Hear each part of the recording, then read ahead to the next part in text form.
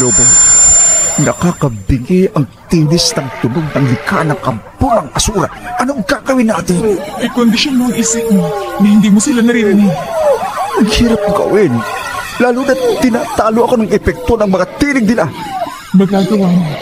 Maging manid ka sa sarili mo. Sige, pipilitin ko. Huwag mong pilitin. Gawin mo, Alexander. Dahil sa susunod na segundo, magiging mabagal ang pagkulo. Mamamanid ang katawan ko at mawawalan tayo ng malay. Ano? Pero bakit? Anong mangyayari sa atin? Dadaan tayo sa wormhole ni Asura, kung saan halos walang gravity sa lugar niya. Pero bakit sila nabubuhay sa ganung lugar? Sanay na silang nasa underworld. Ngunit kayong nasa ibabaw ng lupa ay hindi pa maka-adjust sa katawan sa lalim na to. O sige, gagawin ko ng sinasabi mo. Ngunit kayong nasa ibabaw ng lupa ay hindi pa maka-adjust sa katawan sa lalim na ito. Sige, gagawin ko ang sinasabi mo. Magiging manhid ako sa epekto ng mga nasa aking paligid. Magiging manhid ang pakiramdam ko. Gawin mo na! Dahil naririto na tayo sa lungga ni Azura. Oh! Ah! Oh! Oh!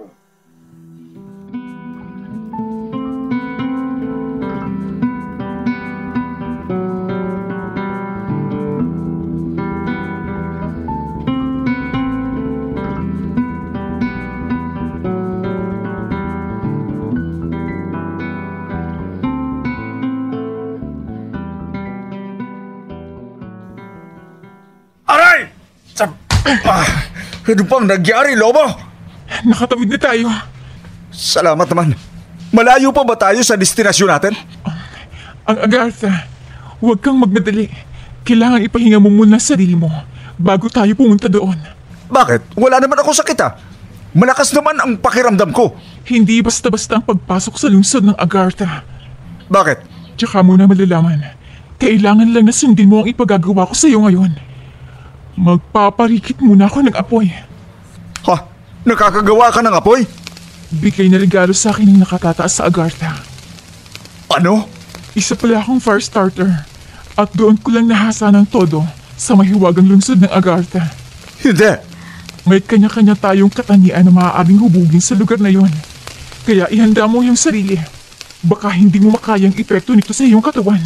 Katulad na nangyari sa akin, boses. Kaya kong magpabago-bago ng boses.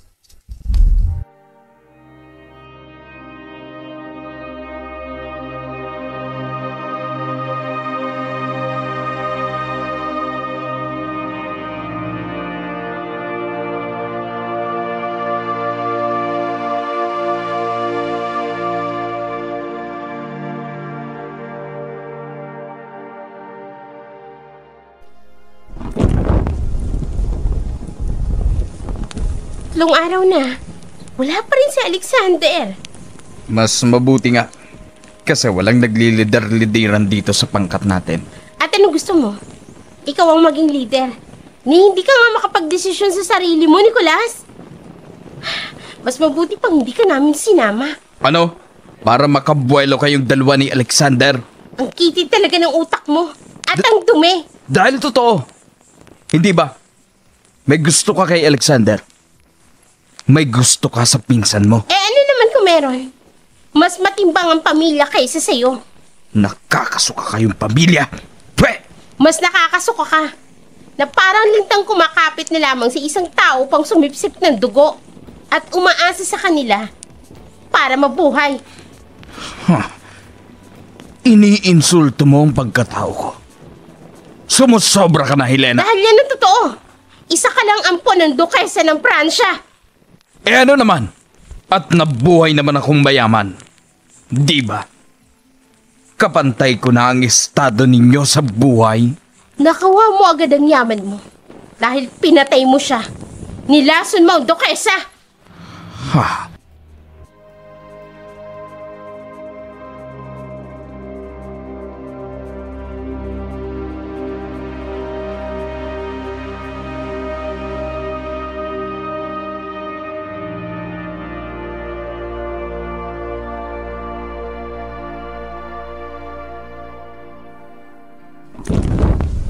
Lobo! Hanggang kailan ba tayo magpapahinga sa lugar na ito? Nakiusap na ako sa mga nakatataas na Agartha. Hinihintay kong hudyat nila upang tayo'y papasukin. Hanggang kailan ba tayo rito?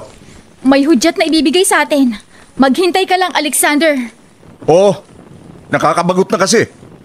Tsaka nagtataka ako, Lobo. Anong ipinagtataka mo? Bakit hindi tayo sinundan ng mga kampo ni Asura? Dahil hindi naman nila tayo dito nararamdaman. Ano? Mga bulag ang mga kampo ni Azura. Dahil sa sobrang kadiliman ng paligid. Ano? Nang magparikit ako ng apoy, nakadama sila na hindi sila dapat lumapit dito. Kasi nga, mainit ang apoy. Ganun ba? Ngunit hindi na rin nila tayo mararamdaman. Dahil neutral ang lugar na to. Salyado ang lugar na ito ng espesyal na enerhiya. Nagsisilbi itong balanse sa mundo. Kung saan hiwalay ang mga nabubuhay sa ibabaw ng lupa. At sila naman, dito sa ilalim. Sila? Sinong sila? Sila ang mga Agartians. Kung gaano karami ang mga tao, ganun din sila. Talaga? Paano sila nabubuhay? Paano sila humihinga? Gaya ng tao. Kawangi sila ng mga tao sa lupa.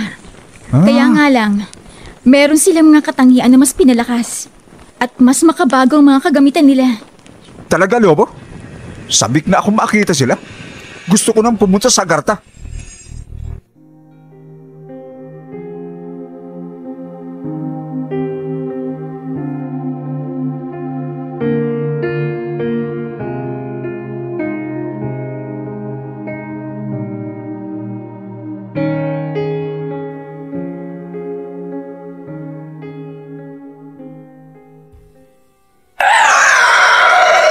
Ano? Bakit niyo hinayaang makatakas? Bakit niyo hinayaang makapasok sa ating lagusan? Ikaw, Durak! Inaasahan ko pa naman ang pagiging leader mo sa mga kasama mo. Ginawa namin ang lahat, Asura! Ngunit talagang mabilis silang naglao pagkalampas sa ating lagusan! Wala kayong silbi! Parot pa rito lang yung lobo na yan. At ngayon may kasama pa? Meron na sana tayong pagkain na masarap. Ngunit ang tanging pinagtatyagaan natin dito ay ang mga lumot. Mga lumot at lupa. Ayoko nang kumain ng lupa habang buhay. Gusto ko namang makatikim ng karne. Ang mabuti pa, Asura! Makipagsapalaran ulit kami sa ibabaw ng lupa! Alam niyo, mahigpit kong ipinagbabawal ang pagpunta doon. Baka hindi na kayo makabalik. Nung unang salta niyo doon, nalaso ng ibang mga uod na mga magsasaka. Kung pupunta pa kayo roon, baka iba na naman ang mangyari sa inyo. Walang mawawala kung hindi namin susubukan, Asura! Tiyakin niyo lang na makababalik kayo, Dorak. Talasan niyo ang pang-amoy niyo. Yun ang pananggalang ninyo. Kung makaamoy kayo ng tao, dalhin niyo dito sa akin at nang maging pagkain ko nating lahat!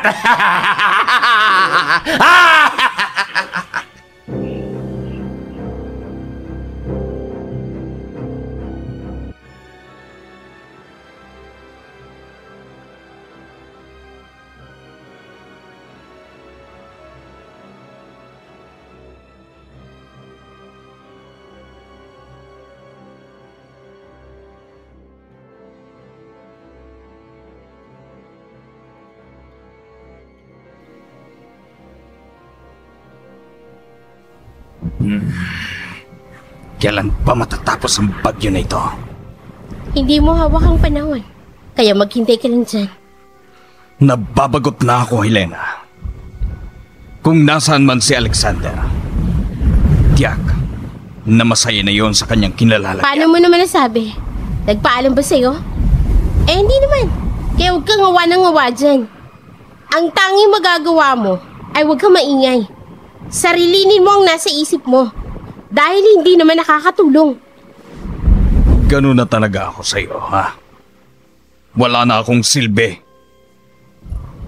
Sinabi mo yan. Kaya yan ang tingin ko. Salimpusa ka lang naman sa ekspedisyon na ito. Wala ka namang naiambag na tulong. Ganun.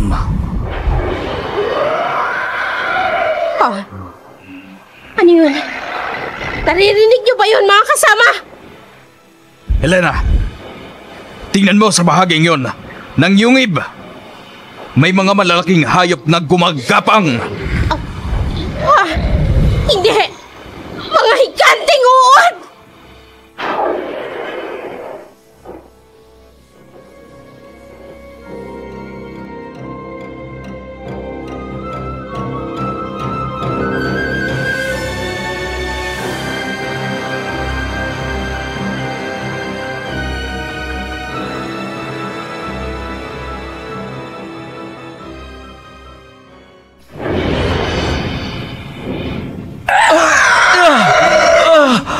Anong nangyayari?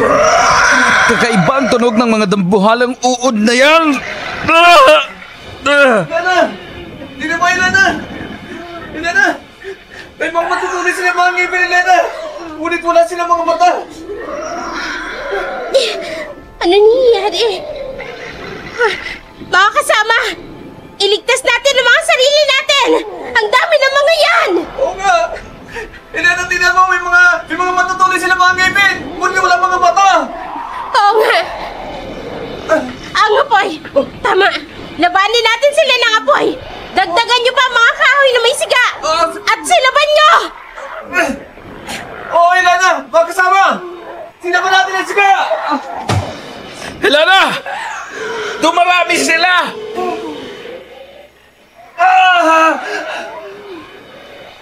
Lumayo kayo! Ito ang apoy! Kainin ninyo! Nicholas! Kailangan na nating lumabas sa yungib na ito! Hindi natin sila kaya!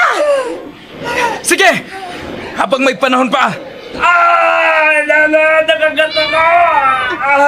Hindi! Manok! Mga kasama! Tulungan niyo siya! Ilana! Sige na! Tumakas na kayo! Hindi! Nilulunok siya ng uod! Halika na, Helena! Hindi! Hindi!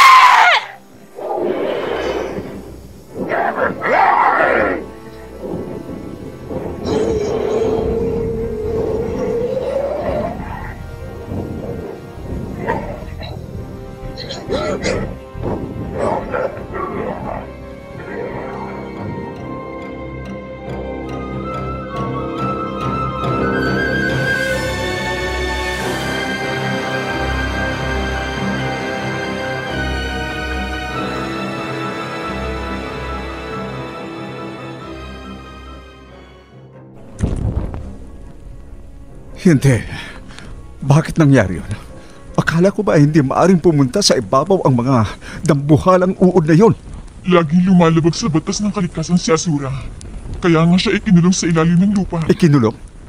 Bakit ang mga tauhan niya malayang nakakapagbiktima ng mga tao? Ngayon lang muli nangyari ito. Siguro upang ipakita sa mga namumuno ng Agartha na nagkamali sila sa pagtakbil sa kanya. Ano? Isa siyang Agarthian? Oo, mga maliliit lang ang mga uod na yan. Ngunit dahil sa kapangyarihan niya, nagawa niyang gawing dambuhalang mga ito. Bakit niya ginawa ang pang-aabuso sa kanyang kapangyarihan? Walang kakontentuhan. Gusto niyang tingalain din siya sa buong Agartha. Agartha? Pero bakit siya makatakas? Gayong may kapangyarihan siya. Inalis lahat ng kanyang kapangyarihan Pero bakit ngayon? Parang lumalakas na naman ang kanyang puwersa. dahil merong tumutulong sa loob. Merong traitor sa Agartha.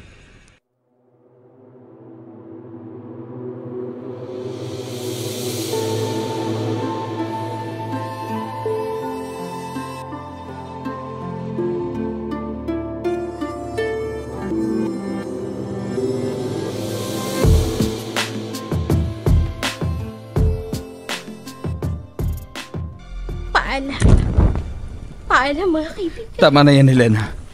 Ang lamig na dito sa labas. Kailangang maghanap tayo ng pansamantalang masisilungan. May nakikita ka ba? Panayelo ang paligid. Bumalik tayo sa yungib. Ano? Nagpapakamatay ka ba? Dito sa labas, mas ligtas tayo dito. Ngunit saan tayo magiging ligtas? Lamig ang kalaban natin dito. Samantalang doon sa yungib, makakapagkubli tayo sa lamig. Tama ka. Tanging ang yungib na yun ang ating kaligtasan. Kung ganon, tayo na. Bumalik na tayo sa Yungib.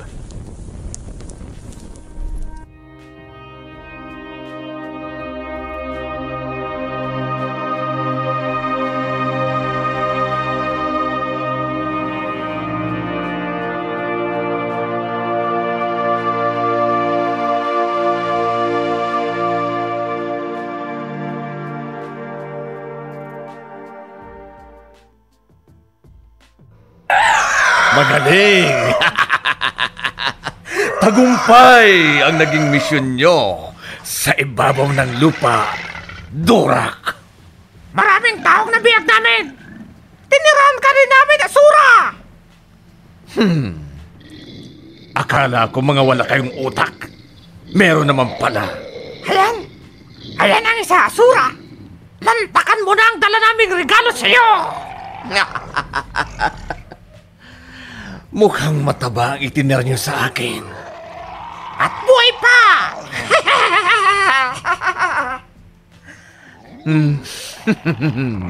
Maasahan ka talaga, Durak. Sige! Iwanan nyo na ako. Masarap na masarap ang hapunan ko ngayon.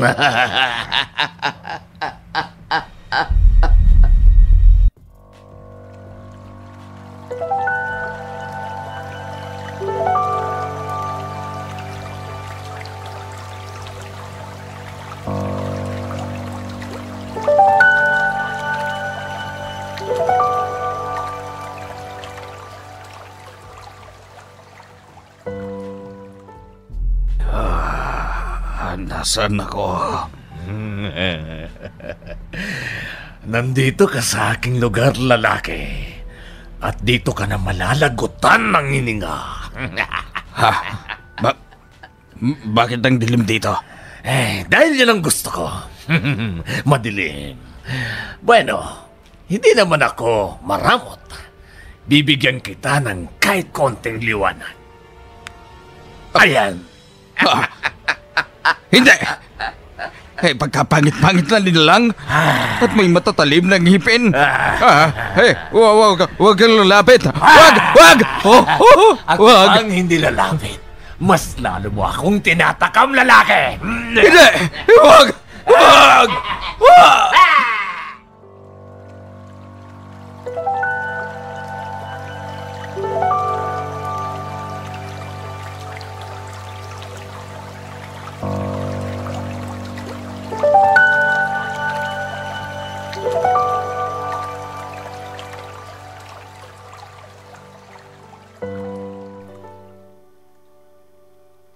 Wala na sila. Halika na, Helena. Pumasok na tayo. May apoy pa ba? Meron pa. Hindi naman nila sinira ang mga kagamitan natin. Dadagdagan ko lang ng mga sanga ng kahoy ang siga. Naglahong parang bula ang mga kasama natin. Wala na tayong magagawa. Kailangang tanggapin na natin ang naging wakas ng buhay nila. Sige, kailangan ayusin natin ang mga gamit. Kapag humupa ng pagulan ng yelo, aalis na tayo dito.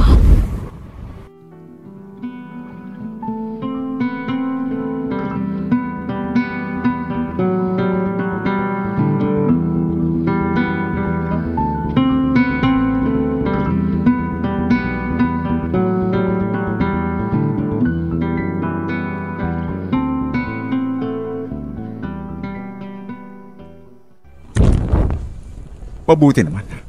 At bumalik sila sa Yungib. Hindi sila makakaalis doon dahil sa sobrang lamig ng paligid. Hanggang kailan tayo mananatili sa Agartha? 3 araw. Ha? Sapat na yun upang makilala mo ng lubos ang mga taga-Agartha, ang kanilang kultura at pamumuhay. Lobo, handa na ako. Naipasa ko na ang lahat na ehersisyo na pinakabisa mo sa akin. Mabuti. Ngayon, sumakay ka na sa likod ko. Oops! Tatakbo ka na naman. Oo, pero kahit magsalita tayo sa tunay na boses natin, hindi na tayo sasalubungin ng mga kalaban natin, kundi mga mamamayan ng Agartha. Sige, teka. Papatayin ko muna ang apoy. Handa ka na ba, Alexander? Handa na ako, Lobo. Kung ganon, Tayo na sa Agartha.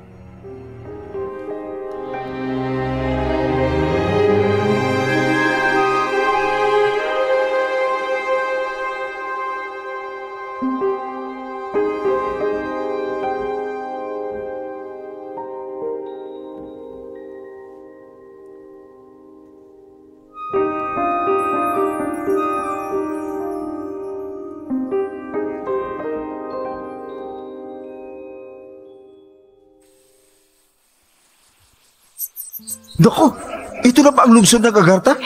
Wala nang iba pa. Teka lang, kailangan magbago ko ng anyo. Ha? Anong? Nasurpresa ka ba?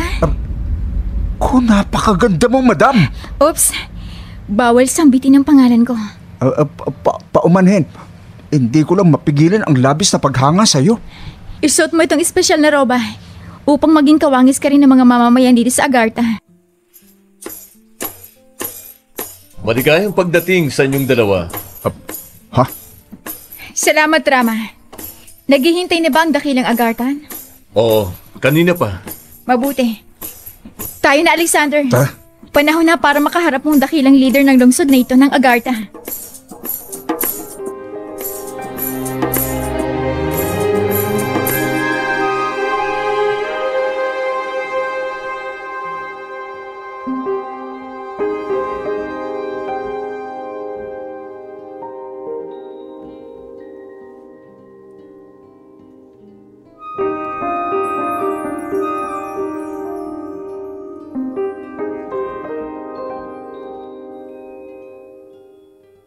Nagustuhan mo ba ang mga pagkain dito? Parang hindi naman nagkakaiba sa mga kinakain namin sa ibabaw ng lupa.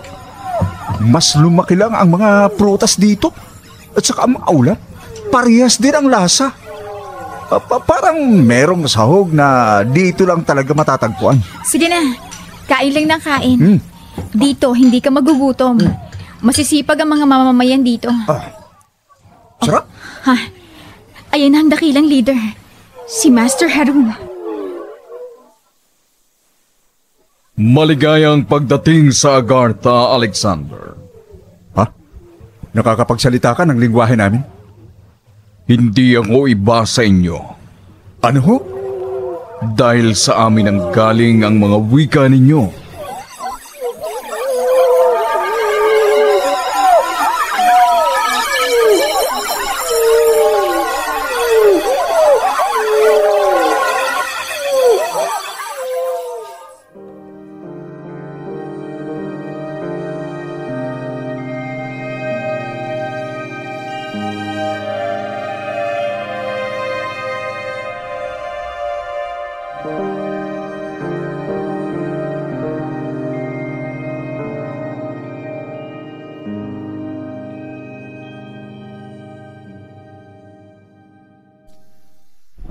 Magpahinga muna kayo, Madam Alexander.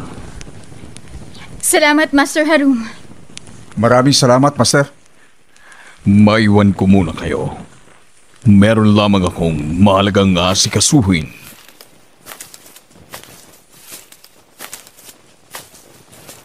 Hindi man lang siya tumatanda. Siguro naman, napansin mo na parang 25 taong gulang lamang si Master Harun. Ngunit 1,001 taon na ang kanyang edad. Kahanga-hanga. Halos lahat na nilalang dito ay hindi tumatanda. Yan ang binabalik-balikan ko rito. Ha? At bilang pagtitikan na rin sa nagawa kong kasalanan sa kanya. Ano? Bakit? Anong nangyari? Nung kabataan ko, isa akong hunter. Mas gusto ko pang mangaso kaysa makipagmabutihan sa mga lalaki. Pero, bakit pa bago-bago ang boses mo? Nung una, lalaki ka pero ngayon... Yan ang parusa sa akin na iginawad ng pinakamataas na was dito. Ano ba kasing naging kasalanan mo? Napana ko lang naman ang pinakamamahal na puting lobo ng Master Harun. Nung minsan silang pumunta sa ibabaw ng mundo upang kumuha ng mga halamang gamot. Ano? Nabuhay bang lobo? Namatay siya. Nang lapitan ko na. Ito ay naging isang napakagandang babae. Pero bakit siya namatay? Akala ko ba may kapangyarihan sila na makapagpagaling? Lalo na't nasa bingit ka ng kamatayan. Yun ay dahil sa matulis na tinggan na ikinabit ko sa aking pana. Yun pala ang kahinaan nila. Hindi. At ang masakit, napakasakit na pangyayari ang babaeng yun ay ang kanyang pinakamamahal na kabiyak. Ano?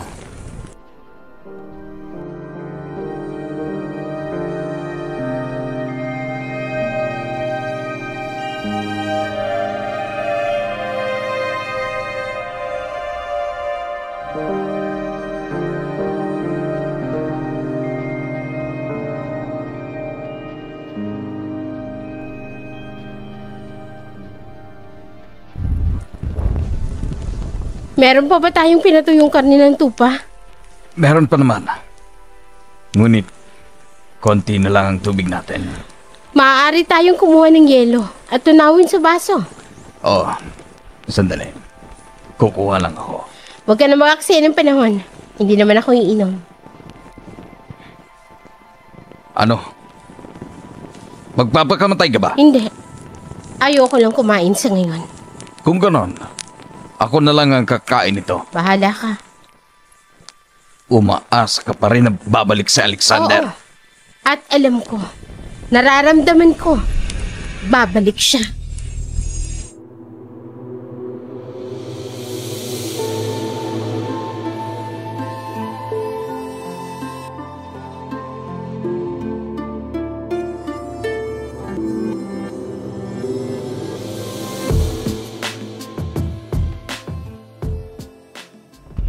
Hindi na nagpakita sa akin si Master Harong.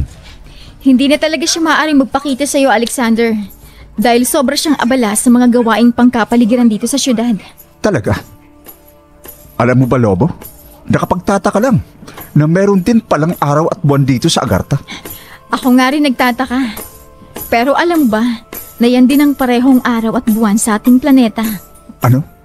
Pero bakit? Di ba nasa ilalim ito ng lupa? Yan ang iwagan na hindi natin kayang arugin. Kaya pala? Kaya pala ano? Kaya hindi natin matitigan ang araw dahil napakarami nitong hiwagang hatid sa ating buhay. At ang buwan naman ang nagbibigay sa atin ng kapanatagan tuwing gabi. Lobo, salamat. At dinala mo ko rito. Ngayon ko napagtanto na kay gandang mabuhay sa mundong ito. Oo. At kailangang pagyamanin natin ang mga kayamanang bigay sa atin ng poong may kapal.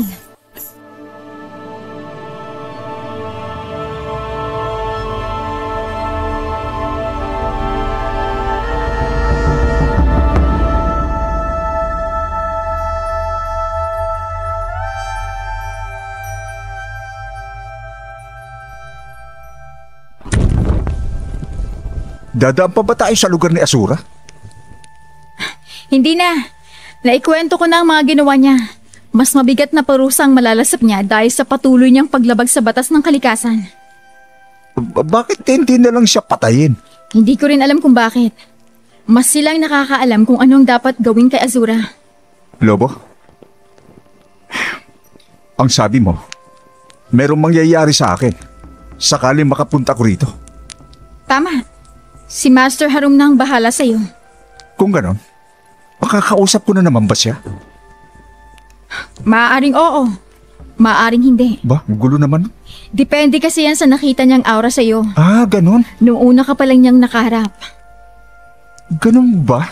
O sige, kung anong ibibigay ni Master Harum, ay maluwag kong tatanggapin. Hindi ka makakatanggi, Alexander.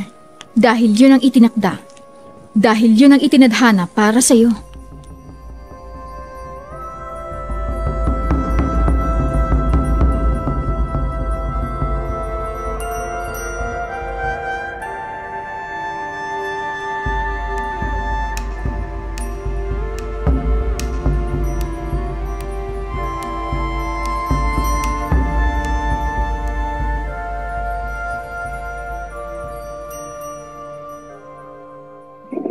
At nakayakap ka na sa akin. Ay, lumayo ka nga. Ikaw itong lumapit sa akin. Hindi ka pa nagmumumog. Hala, may bala ka atang halikan ako. Hindi Sa panaginip mo lang yun. Magkasintahan nga tayo. Ngunit ni isang halik, wala pa rin. Sinagot na ba kita? Eto talaga sobrang pakipot. Akala ko ba, ayaw mo na kay Alexander? Helena! Nicolas! May tinig akong naririnig sa labas ng yungib. Oo nga. Pamilyar sa akin ang... Parang si Alexander. Tara, tingnan natin. Ha? Tingnan mo. Si Alexander. Parang nagniningning at may kasama siyang babae. Oo nga, pagkaganda-gandang babae.